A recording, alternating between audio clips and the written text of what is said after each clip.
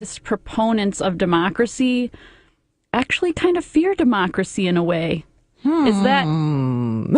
We should have a whole show about Yeah, that. maybe we should have a show about it. Well, I think a couple of things. One, to go back to your original point of having fact checking and really just reporting, like just Reporting, journalism. Yeah, so let's do some more reporting. And I know that even with this last week, with petition challenges being on the docket and that going back and forth, that it's been more about the conflict and the drama than the facts. And really, what gets lost are the issues and frankly the people who are most vulnerable in all of this. And frankly, the voters get left out in the cold because when you're thinking about who gets on the ballot, who our choices are, we've said this amongst ourselves at part of Illinois for All, and Martise Chisholm, who has been really a strong voice on this, is that when you suppress candidates, it's like a voter suppression because you're literally pushing people out who represent the community or from the community, and so. Going back to your point about some of these, fights are going on, like what does a candidate really think? There are so many forums that are out there. Folks can go hear it from the candidates themselves. They can ask questions. I'm working on a couple of candidate forums in a couple of different wards. I'm working on a mayoral forum. So there's so many opportunities for you to hear it directly from the candidate. Now, will a candidate sort of say something and realize like, oh, I could have said that better? That's something I feel like For sure. that's Yeah. that happens all the time. Yeah. And so I think there should be some understanding like, no, let's not, kind of literally, destroy people. Let's think about, okay, what have they done?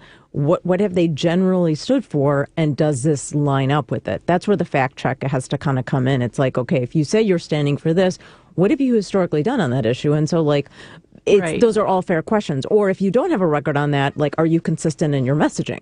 Also, the candidates that I'm, supporting, a couple aldermanic candidates and a mayoral candidate, like those folks, if you have a question about something they said in a forum, they're like open, they're very accessible. But Right. It doesn't seem like people actually want to know the answer to the question. It's like they want to pounce on someone who is a progressive. Right. And just wait for the moment that they slip up and just like go for it, go for the jugular. And it's really sad because these are good people. And, it's just, I see that, I don't know. It's just Chicago politics, man. Woman. Yeah. I have to say, though, I mean, you're seeing it here locally in our municipal races, but you see it nationally, right? Across the board. I mean, Ocasio can't, she everything she says has to be perfect. People pounce on her. She can't even get dressed in the morning. Exactly. And people can say, "Oh my God, it's not a woman thing," but it really there is more scrutiny. I mean, you and I have been open about our criticisms of Nancy Pelosi, and unfortunately, some of the folks who hear that immediately hear it as a gendered criticism. But it's like, no, there are times when it's fair to say, like, okay, someone who has power, who is in that role, or is potentially seeking a role where they have power, should be held accountable. It's not a purity politics or anything like that. And actually our buddy Dr. Barry Kaufman said, when people bring up things like purity politics, they say, so you don't want folks to have integrity. Like, that's what you're saying, which I thought was a perfect response. It's like, that's what we're talking about here. So when folks are asking questions, they're actually totally in the right. It's that, are you listening to the answer? Right. Correct. That is exactly what I'm saying. Like, are you open to them responding Right. in a way that's different than your prejudgment of what you think is happening? Right. Like, are you coming from a place of bad faith and assuming the worst? And I think, like, there are machine candidates running that you have more than every right to, maybe come from a place of bad faith because have a long history of doing. But when it's a new progressive candidate, and especially like a woman of color, and you're just invisibilizing her when she's clearly responding to, Right. What you're asking, and you're just ignoring what she has to say, it hurt. It's causing indigestion. Yeah, no, I'm familiar with that feeling of like literally responding to something or bringing something up, and it's like no one hears it, or it's like I never said it. They don't want to hear it. No. But So we have to do better, is Yeah. what I'm saying. and all we can do is just keep bringing it up and demonstrate that ourselves. And I know there's some stuff we want to talk about before we bring Robert Naiman on. And you had something, Shana, that you wanted to talk about. I just wanted to touch base on the Cyntoia Brown case. It's been going on since like 2004. Is it in Tennessee? Yes. Yeah, so it just was brought up in the news again because it was brought to the Supreme Court of Tennessee, and they said, so Cyntoia Brown she was a teenage prostitute or sex worker, and she ended up shooting the man who picked her up and received a lifetime sentence, and then 51 years. 51 years. So anyways, it went all the way to the Supreme Court of the state, and they reinforced that 51-year sentence. And so there's campaigns going on online, and people are calling the governor. So I just wanted to, what did you think about that? I mean, what did you think about sex workers, responding to threats against themselves and, reacting to that? And that's what she said. She said she shot him out of self-defense, and, now she's being sentenced to murder. Right. And I think there's a couple of things that have come out of that. One is, like there's so many things, like how we view sex workers, how we treat them in our society, and how we, sex workers work. And also the other piece, which is what happens to women, female identified people who are survive sexual violence, and what happens to them in terms of the criminal justice system. Do they are there outcomes that are different? We literally had a case, and I can't remember which state it was, where a guy who sort of famously was like the president of a fraternity and got like no jail time, and then Brock Turner was sort of the case in California where they kept describing him as a Stanford swimmer, and then there's the sort of the last piece, which is when you have cases of any kind of gendered violence, and again another illustration of that, and her case is more complicated than what we're talking about, and how to kind of make of her fully human and really talk about her as someone who, has really, the system has really victimized her over and over and over again. And so I'm heartened that she is, potential. There's some potential. There's people rallying around her, but I wonder how many Cyntoia Browns are out there. How many Cyntoia Browns are being victimized or not, or aren't going to get justice because our system isn't designed to protect women like her. And just to connect it to what we were just talking about is another case of us not believing women of color. Right. Absolutely. If she was white, do you think she would be receiving a 51-year sentence? Who was the girl in Utah? Elizabeth Smart. Is she in jail for 51 years? No. And that, yeah, I think about all the cases where there was, there is some violence towards someone, and you see that the coverage. I'm thinking about this 7-year-old Guatemalan girl who was killed in Customs and Border Patrol custody, or she was, wasn't given medical care, and she died. And so it's one of those things where it's like, we are hearing about this, but I'm like, there's 15,000 children in ICE custody right now, and we aren't, like, if this was like John Benet Ramsey or something, like, we would be hearing about it. There'd be wall-to-wall coverage. So Definitely. To your point, we're not conveying, we are actually, the media is conveying values, but not ones that we share, the mainstream media. And so that's really, it's disheartening. And I'm glad that Cyntoia is getting this attention, and that it hopefully will bring attention to other folks who are in a similar situation. And then, what did you had something that you wanted to touch upon before we get to Robert? So 2 things. One, I got to attend the National Teachers Academy, the case that we had Nikita Brar and Candace Moore on last week, talking about the case where they were able to basically stop CPS from closing the school, and then CPS abandoned their plans. So they had a citywide celebration, which was really great to attend. There was a really, if you were able to be a fly on the wall, you could see it was a multiracial coalition of community members and parents and other organizations that said, yes, we are going to stand with you. And it was like, I know there's so much bad news. This was like one of those, this is a good news story. This is a feel-good story. Finally. I know. And it was really, it was in the gym of the school and it was packed. So it was really nice to see. So that's one. There were a few candidates, of course, milling about.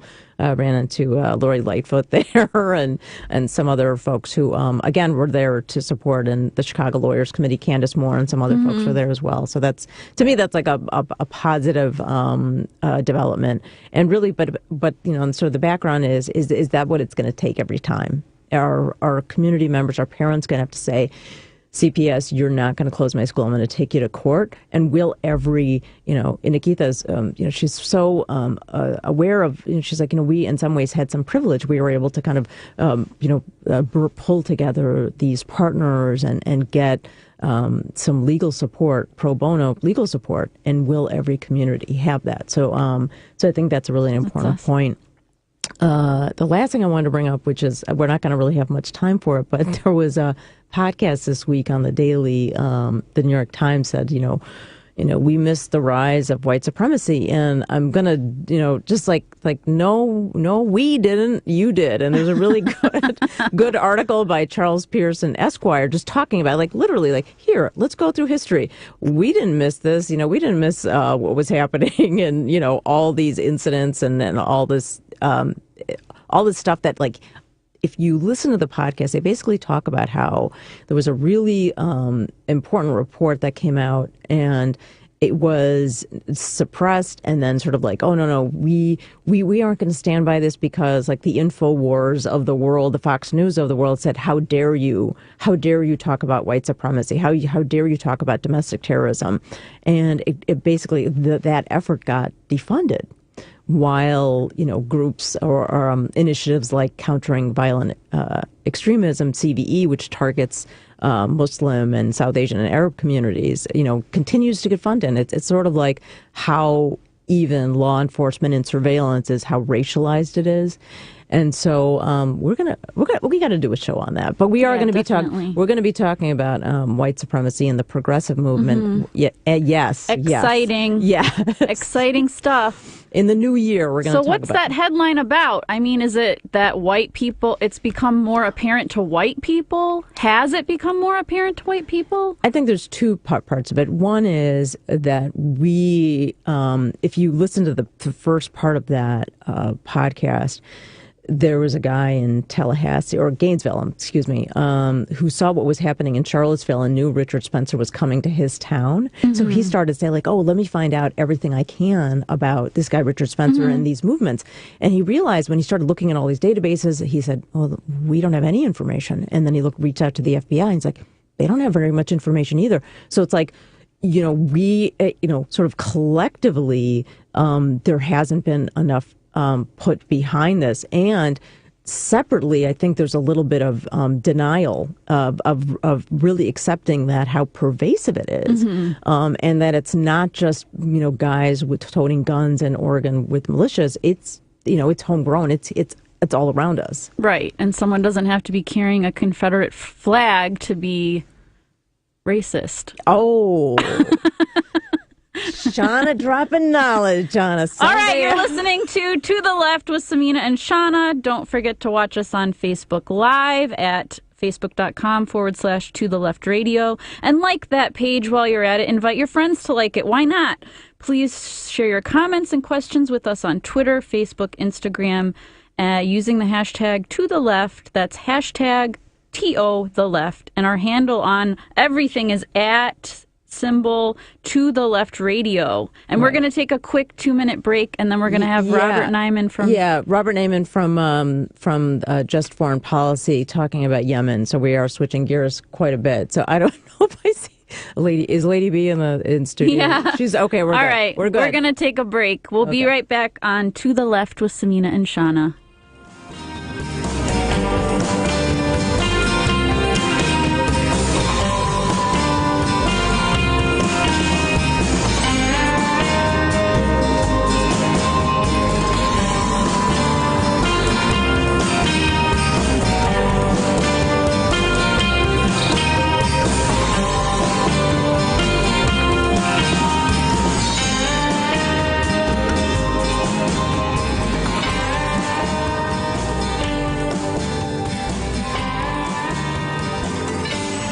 I'm Sameena Mustafa. I'm Shana East. We're producing a show on WCPT Sundays at 1 o'clock. What should we call it? How about Smash the Patriarchy? I like it, but that's a lot of pressure. What about left-leaning ladies? What about womansplaining? Yeah, but what about when we have guys on? What about Madigan's worst nightmare? He gets enough attention. I got it. To the left. I like that. That could work. Tune in To the Left with Sameena and Shana on WCPT 820, Sundays at 1.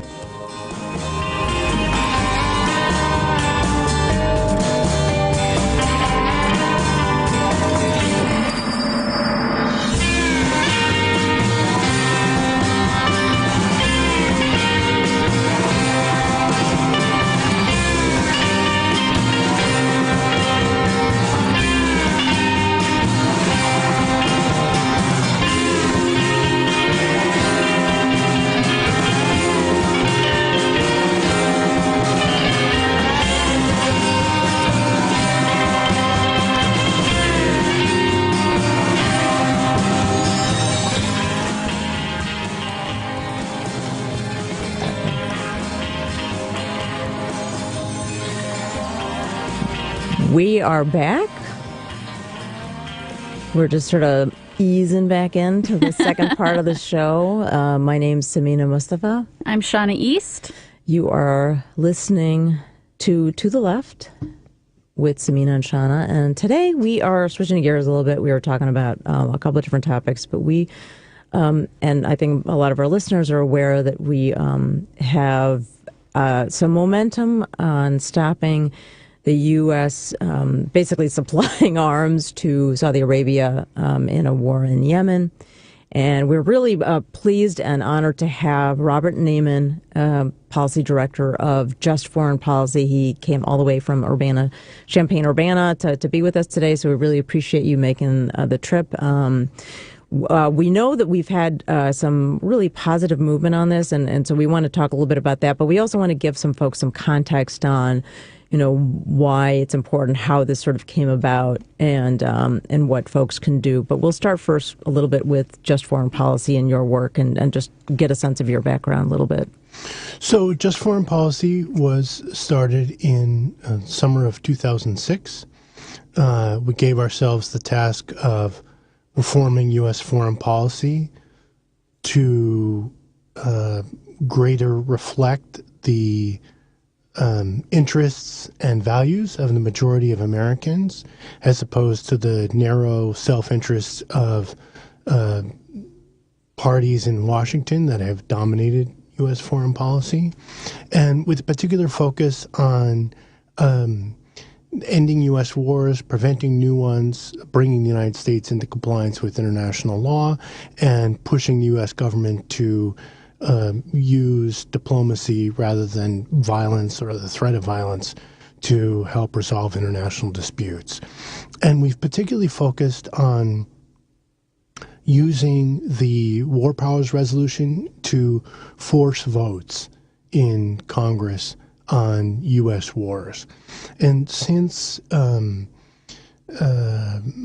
2016, we've particularly focused on trying to end unconstitutional U.S. participation in the Saudi war in Yemen, because we believe that this is the most extreme case going on right now, both in terms of the humanitarian catastrophe caused by the U.S.-backed Saudi war, in terms of the thinness or really absence of any excuse for U.S. participation in this war, other than the claim that the Saudi government is our friend, so we have to support our friends. The Houthis in Yemen aren't threatening Americans, don't have a dispute with Americans, don't have a fundamental dispute with Americans, are not in any way related to Al-Qaeda or ISIS or people who attacked the United States on September 11, 2001. In fact, the opposite is the case. They hate Al-Qaeda, and the Wahhabists hate them. So and in I've fact- also- So you threw a sorry, lot. sorry. I've also heard Iran being an excuse. Yeah, Can yeah. you explain that a little? Yeah. Sure. So, like, back up and describe who the Houthis are and Yep, the Wahhabis. yep, yep. Everybody Yeah. knows who the Wahhabis are. Yeah. So there's a civil war in Yemen. Like many civil wars, it's not only happening because of disputes between Yemenis, but is fueled by outside participation. Principally, the outside participation of Saudi Arabia and the United Arab Emirates, who intervened militarily in March 2015 with the backing of the United States government. There's a long-standing dispute in Yemen between the central government, U.S.-backed central government, and this group called the Houthis, primarily based in northern Yemen, and this conflict resurfaced during the Arab Spring. Among other conflicts that resurfaced during the Arab Spring in Yemen, including long-standing frustration with the central government backed by the United States and Saudi Arabia. The strong, like the pattern, strongman backed by strongman, police state dictator backed by the United States and Saudi Arabia. So uprisings break out across the Arab world against the dictators, many of them backed by the United States, people in Yemen who are already mobilized again. And part of this is, there's different interests, different groups in Yemen. One of the disenfranchised groups was the Houthis. There was an attempt to resolve these conflicts in Yemen through negotiation. There was something called the National Dialogue Conference, and which was backed by the United Nations and the United States. Unfortunately, this didn't work, and particularly the Houthis felt marginalized and resorted again to armed force in collaboration with the former forces that were sympathetic to Saleh, the former dictator, who had been removed in a deal backed by the United States and Saudi Arabia. So as a result of the protests and the uprising, the United States and Saudi Arabia intervened politically to try to preserve the state. And so they negotiate a deal where Saleh leaves into exile and is replaced by his vice president, Hadi. And there's supposed to be a new dispensation. That's what the National Dialogue Conference was about, which at the time seemed, and I was there for the National Dialogue Conference, it was a tremendously hopeful time in Yemen where people thought that these conflicts are going to be resolved through, hope that these conflicts would be resolved through negotiation. There would be a new dispensation. Unfortunately, that didn't work, and the Houthis felt marginalized, and they returned to force in alliance with some of the forces that had backed the former dictator Saleh. They had an uprising. They took control of Sana'a, the capital, and tried to take over all of Yemen, this alliance. And the Saudis and the UAE felt threatened, felt their interest, their hegemony was threatened. So they intervened militarily with the backing of the United States. And this Barack Obama was president, and he backed this intervention, even though a lot of people in the U.S. government thought it was a terrible idea. And the story that was told at the time was, look, the Saudis are alarmed because of the U.S. negotiations with Iran, and we need to appease them and reassure them that we have their backs. And that's why we have to support their military intervention in Yemen. And this is just a small thing. It's going to be over with soon. The Saudis will go in with their military force backed by the U.S. and crush these guerrillas. Here we are 3.5 years later. There's a different president. In fact, Trump came in and doubled down. And now this war has created the worst humanitarian crisis in the world, according to the United Nations. And talk about why that, what precipitated that and the scale of it. So, in addition to the bombing, it's a mix of things. First of all, the Saudis haven't just bombed quote-unquote military targets. They've bombed civilian infrastructure, and that started in 2015. They bombed the sewage treatment plants. Using U.S. military, yes,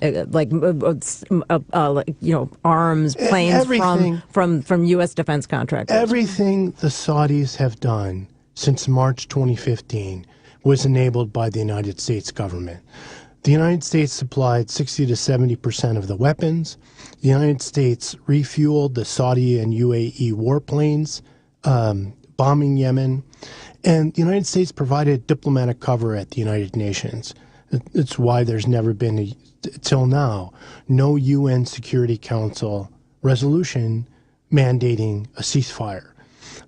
Under international law, under the UN Charter, the UN Security Council is supposed to be the ultimate authority on international threats to peace and security. The problem is that the United States, Britain, and France are permanent members. Britain is a so-called pen holder. Nothing can happen at the Security Council without the U.S., Britain, and France agreeing. These countries back Saudi Arabia and the UAE with weapons and with diplomatic support, and they haven't allowed the UN Security Council to act. So the United States, and of these three, well, first of all, we're Americans, so we should care about the U.S. government the most. But of these three, U.S., UK, France, all participants in this crime, key participants, the U.S. is the biggest participant in the crime because it has the most power. So everything that, if I say Saudis did X since March 2015, everything the Saudis did has been enabled by the United States government. This is a bipartisan crime up till now, up till last week when finally we were able to get a vote in the Senate, which still hasn't ended the war, but it's a huge advance from 3.5 years of doing nothing. And the attention placed on this recently was due to the murder of Jamal Khashoggi. And did you want to talk about the connection between that and the war in Yemen? Yeah, sure. So, as you mentioned, there was this extreme incident played out in the last couple months, which was that the Saudi government assassinated a well-known dissident, Jamal Khashoggi, in their consulate in Istanbul. And this guy was somebody who was an opinion writer for the Washington Post. He was somebody known to the journalistic community, to members of Congress, to people in Washington for many years. He was a U.S. resident. His children are U.S. citizens. And he was tricked by the Saudi government to going to the consulate in Istanbul in order to get papers to get married to his fiancée, who's a Turkish woman. So this event threw into stark relief the character of the Saudi regime, that they would assassinate this dissident in their consulate in Istanbul, a guy who was a U.S. resident, a guy who was a writer for the Washington Post, murder him in cold blood, dismember his body, lie about it. I mean, it was just a really extreme event. And this event played out in the U.S. media and got highlighted by the Turkish government and by U.S. media, particularly the Washington Post. Having said that, it's not true, and it's important to know that it's not true, that all this criticism this vote in the Senate is due to this assassination. It's not true. Already in March, Senator Sanders, Bernie Sanders, Mike Lee, Chris Murphy forced a vote in the Senate on the war. Mitch McConnell moved to table it, and it was tabled. The vote was 55 to 44. So in March, 44 senators were already ready to end the war. And the only reason that we didn't end the war in March is because the deal was cut to, instead of just ending the war, have this certification that Secretary of State Pompeo was supposed to certify that the Saudis are doing everything they can to reduce civilian casualties and to end the war diplomatically. That was a bogus idea at the time, but it was completely exposed as bogus when Pompeo made that certification in October, even after the Saudis bombed the bus full of kids, Right. and then claimed that that was a legitimate military target. Right. So 44 children, Right. and the missile was made by Lockheed Martin. right, and you know, just as in the wake of the assassination of Khashoggi, there were these ridiculous shifting Saudi government stories like, oh, we don't have no idea what happened to this guy. He left, then blah blah blah, and then people saw the lies play out. So the people who were paying attention, which by then was already a lot of people, saw the lies play out after the Saudis bombed the bus full of kids. You know, that was in the media. People saw the pictures of the UNICEF, you know, tote bags or school bags, the bloody school bags of the kids, and people saw the Saudi lies. You know, like this was a legitimate military target. What are you talking about? It was a bus full of kids. Right. Okay, there were some, you know, Houthi officials on the bus. That doesn't make it a legitimate military target. But in the Saudi mentality, it was a legitimate military target because there were Houthi officials on the bus, even though they were not doing anything military. It's a school trip, you know. But that's the Saudi mentality. That's the Saudi government mentality that's driven this whole war since March 2015. That's why they bombed the sewage treatment plants, because that's their definition of what a legitimate military target is. Okay, that definition of a legitimate military target has nothing to do with international law. It has nothing to do with U.S. law. So it was already the fundamental truth about what this war is was already exposed in the U.S. media. Certainly, the assassination of Khashoggi, you know, raised it another level in terms of the nakedness of the brutality of the Saudi regime as enabled by the U.S. government. But it was already there before, and I believe we would have won this vote in the Senate anyway, which was coming anyway. And I'm not the only person who believes that. Senator Chris Murphy has said that to anyone who will listen. So this Washington story has developed that, oh, this is only because of the murder of Khashoggi. It's not true.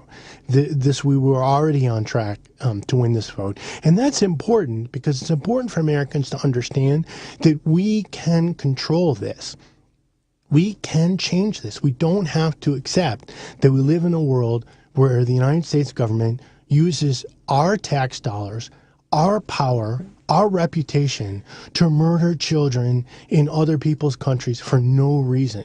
We can stop this. Right. And we talked earlier about how you, and I know Hassan's now in D.C. and working on getting those votes and getting the vote in the Senate and really thinking about not only just the way forward on Yemen, but what impact this is going to have on other conflicts and what just foreign policy is doing on those issues. We're trying to do a bunch of things at once. We see this as opening a bunch of doors at the same time. Obviously, the most immediate and urgent is ending the Yemen war. You know, the United Nations and aid agencies have been saying as loudly as they can that this war needs to end right now. There needs to be a ceasefire right now so the United Nations and aid agencies can get the people and resources into Yemen to stop the famine and save the lives of millions of human beings. So that's number one. We have to end this war immediately, not in the future, immediately. But secondly, We want to set a precedent to prove that Congress and the American people don't have to just be spectators in all these U.S. wars that are killing civilians for no reason around the world. This is the most extreme case, but we want to set a precedent for the new Congress to say, okay, now let's revisit the war in Afghanistan. Now let's revisit the war in Syria. Now let's revisit all these uses of American military power around the world and what they're doing to people in these countries. And is this really in the interest of the majority of Americans, or could we do something else? Yeah, and then going kind of earlier, and then your point is just like how much of whether it's back to the AUMF, which seems to be what Congress and this administration is using for basically everything, the blank check, and also realizing how much of the influence of money in politics and the Saudi Arabian government's influence on our legislators and the military-industrial complex, and sort of like all of those things coming together. It's sort of bringing this up open into stark relief, is that people don't realize how much of our money is going to this and how much influence these defense contractors have. And I know you were saying earlier how apparent, that this has all been exposed in the media, but just talking to regular people, I don't know hardly anyone who knows anything about the war in Yemen. So I think the Khashoggi murder did bring it into mainstream media in a way that it's been ignored. It definitely gave it more attention, and there's certainly a huge difference in the United States between something that's reported once or occasionally and something that's dwelled on, something that's in the print media, something that's on cable TV. MSNBC for 3 years wouldn't do anything on Yemen. It's all Russia, Russia, Russia, Stormy Daniels, blah, blah, blah.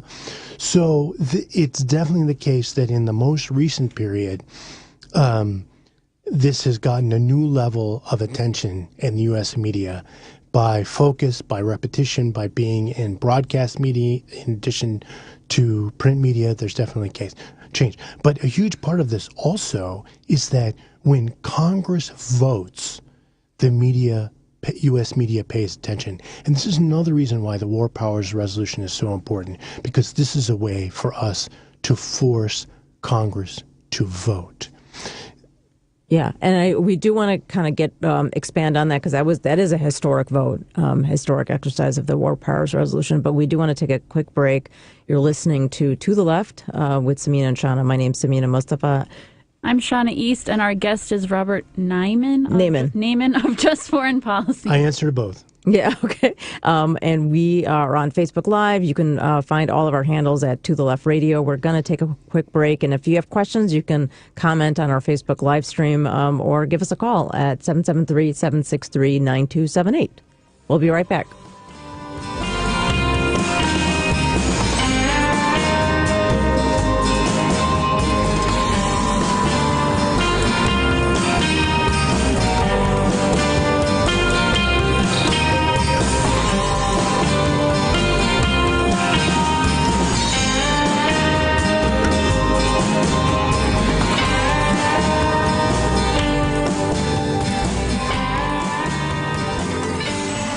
I'm Sameena Mustafa. I'm Shana East. We're producing a show on WCPT Sundays at 1 o'clock. What should we call it? How about Smash the Patriarchy? I like it, but that's a lot of pressure. What about left-leaning ladies? What about womansplaining? Yeah, but what about when we have guys on? What about Madigan's worst nightmare? It gets enough attention. I got it. To the left. I like that. That could work. Tune in To The Left with Sameena and Shana on WCPT 820, Sundays at 1.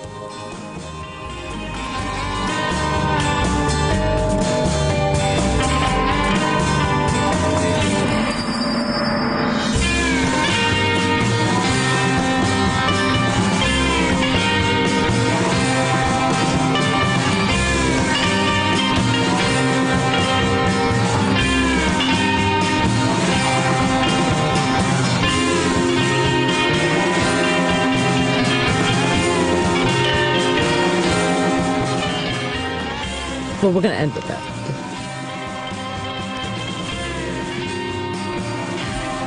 Yeah. We are back. You are listening to the Left. My name's Sameena Mustafa, and I've got Shana East, and I am going to let Sameena pronounce his name because I apparently can't get it right. It's okay. We are really honored to have Robert Naiman of Just Foreign Policy, who trekked all the way from Champaign-Urbana to talk to us about Yemen and the really historic vote that happened earlier this week regarding the War Powers Resolution. We do want to come back to the humanitarian crisis, as we referenced before. But if you could just briefly talk on that, since, obviously getting Congress to act and exercise this, can you give us a little bit of context on that? So the United Nations has been, aid groups have been saying for some time that this is the worst humanitarian crisis in the world that's been caused by the war, principally the Saudi UAE bombing, and also the Saudi UAE blockade, which has restricted the import of food, fuel, and medicine into northern Yemen, the destruction of civilian infrastructure, which has destroyed access to clean water, creating the worst cholera outbreak in recorded history. The catastrophe goes on and on and on, and it's been going on and on for some time. And not only is this the worst humanitarian crisis in the world, but this is a humanitarian crisis that's direct result of the foreign policy of the United States government. This isn't a question of like, oh, let's try and get Americans interested in something that has nothing to do with this. This is a direct result of the foreign policy of the United States government. It's something that we could change, something that we could end. And this vote in the Senate proves that it's within our power to end this catastrophe. Yeah, so getting the senators to act this way was, getting it over the hump and getting some of that support was, you said, obviously predated the Khashoggi case and all of that. And so can you talk a little bit about that conversation and sort of where you found, I guess, the most resistance? And there are still some, but it's, where you still have to overcome getting support in the House as well. We don't have time for me to list all the obstacles we've had to overcome to get to this vote. Right. But I think the key takeaway I would want everybody listening who cares about this to understand is you don't need to be an expert in Yemen or in U.S. foreign policy to help end these crimes. We have a key tool, which is to insist that members of Congress vote on wars in which the United States is participating. What we've seen last week is that when we force Congress to vote, it changes the dynamics completely. It puts it on the stage in front of the American people and the American media. So the tawdry justifications that have been used so far completely collapse. The justification that was given for this war at the beginning was that the Saudi government is our friends. That's no justification for creating this catastrophe where Save the Children estimates that 85,000 Yemeni children have starved to death since the beginning of this war. The claim that Saudi government is our friends is not a moral justification for that. We need to have a more robust debate before the United States government uses the military power of the United States in a country like Yemen. We should have had this debate in March 2015, but we're having it now. And the thing that Americans can do going forward is, first of all, insist that this debate in Washington continue in the Senate and in the House in the new Congress that's going to take seat in January. That's how we're going to end this war, is by forcing both the House and the Senate to vote. And going forward, let's not let this happen again in other countries. Let's insist each time going forward that Congress, the House and the Senate debate and vote on U.S. wars and on U.S. arms deals. The Congress has tools, the War Powers Resolution, the Arms Export Control Act, to force debate and vote. And when we do that, it changes the dynamic. That's how we shift the power from the inside groups, the arms contractors, the national security, Pentagon industrial complex. The blob. The blob. We can beat those people when we take it outside and put it in front of the American people and make the members of Congress understand that the American people are watching and care. We can defeat all these interests. Yeah, and I think, we like that often comes up as why the question for people who aren't immersed in it like you is, why should I care about foreign policy? Why should I care what's happening outside? Well, one, we are literally responsible for the deaths of potentially millions of people, because there's estimates anywhere between 13 and 14 million will die in this famine in Yemen. So there's that. And the second piece is there are literally, trillions of dollars being spent over the years on wars that are similarly unjust. And our representatives are funding this. So. Exactly, and voting for it consistently. So that's an important thing for folks to realize. So essentially, make sure, one, we can share kind of the holdouts. If you have a list or something, we can share after the show on our page, and so folks know who to reach out to, who to contact, who to pressure. Pelosi, we can put pressure on her to make it a foreign policy priority, and we can also put pressure on Schumer to defund the war in the Appropriations Committee. There you go. So, according to my research. Okay. No, all of the above. These people know, they know what to do. They're just not doing it. Yeah, and they've been hearing from people like Robert and Hassan, and so it's the resistance is, to go back to what you were saying earlier, saying, the Saudis are our friends. Obviously, the Saudi Arabian government has a huge presence in Washington to advocate for itself. I mean, I've seen, post Jamal Khashoggi assassination, people literally fighting on Twitter like, this is just an anti-Saudi narrative. It's like, no, this is... Some of that is Saudi-funded bots. Yeah. But look, again... Oh, of course. The most important thing for people to understand is we can defeat all these interests.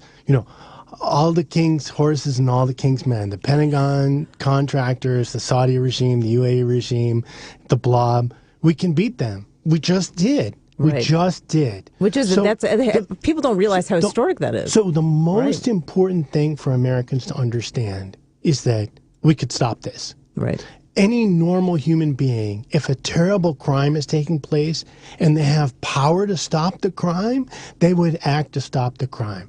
The most important thing I think that happens is that people are convinced that there's nothing they can do. Like, people in Washington can do whatever they can do, and there's nothing that I could do about it. That's not true. We can stop this. That the Senate vote proves this, that Americans, by getting on top of their representatives in Congress and staying on top of them and pressuring them consistently with their phone calls, with their public appearances, their emails, all this stuff, actually it works. It works. We just proved it. Eventually it worked. It took too long. Shouldn't have taken this long, but we did it. So this idea that we have no power over these people, you can do whatever we want because all the money and the Pentagon, that's not true. We just proved that it's not true. Right. And so that's really the feel empowered. We had a positive development here. Know your power. Yeah, exactly. And exercise it. Right. And so that's an important message. And so if there's any specific language, if folks are making calls to the representatives, we can share that on our page after the show. But I kind of want to pull back. We only have a few minutes left. If just to kind of to plug anything else you're working on and support your work, support Just Foreign Policy. Well, this is what we're working on right now. And, we're not going to leave this front until we end this war. Right. But as soon as we've done that, which I hope and I expect will be in the next few weeks, we're going to move on to the other fronts that I described. We're going to end the war in Afghanistan. We're going to end the war in Syria. We're going to force votes in the House and Senate on ending these wars and attacking these arms deals with Egypt, with Qatar, with all these countries to force Congress to debate and vote, in the view of the media and the American people, the U.S. government's relationship with these governments, how it's causing tremendous suffering in these countries, and how it's not in the interests of the values of the majority of people in the United States. Yeah, and that's incredibly important work. So we appreciate your work on that and coming here to share your insight. Thank you so much for coming all the way Thank you for here. your I think you're the farthest traveled guest so far. Yeah, there you go. You get a. I grew up here, you know. So I can come here Yeah. You were telling me you grew up in Elmer, so not far and from. Thank you where so much for all the Green work Line. that you're doing. Yeah. So we are almost out of time. We have a show next week, Shana. We're going to have a special guest. Yeah, we're going to be talking about cannabis. Yeah, we're just switching gears all the time, which is exciting. Yeah, we have Dante Townsend of Chicago Normal is going to be our guest, and we're going to talk about that and also the criminal justice reform aspect of decriminalization or legalization. Yeah. Also. And then after that, I'm actually going to be out of town, but you are going to have Sheila Garland O'Lanaran as your co-host on the 30th. Which is of National Nurses United. And then our guest is going to be Amara Enya, who is running for mayor of Chicago. Yeah. So that'll be the 30th. Yeah. And I want to plug that we are having a fundraiser for the show because we need to pay for the airtime. Right. And it's going to be on March 16th at the Hideout. So we're going to post, a way to buy tickets, and donate soon. Yeah. So look out for that. Yeah. And just again, as a reminder, this is listener-supported radio. We are a brokered show, so it means we have to pay for our airtime. So we have a Patreon, which is at patreon.com/to-the-left-radio. And you can support us before March 16th. Yeah, we need it. Please. Please think about it and cut out that king-size Reese's peanut butter cup. Once a month. Yeah. I know, it hurts. It hurts. Or you could still get it and give to the Patreon. But $2. Yeah. $2. While you're drafting that email to your representative or making that phone call on Yemen, you can multitask. You can go to our Patreon page, and because we're the ones telling you about this stuff. We're talking about it. If you want to donate and you don't want to do the monthly thing, we can take Venmo or PayPal, or you can send us a check or slip us a 20 when you see us coming out of the studio today. Oh dear! Wow. Yeah, we don't want too many people coming. I can do that. Yeah. So we're I'll lead by example. Yeah. No. Thank you, Rob. Thank you, Robert. Yeah. No. We are like I said, listener supported. We appreciate all the folks who have supported us so far, and folks who are amplifying our social media feed. So thank you all for doing that.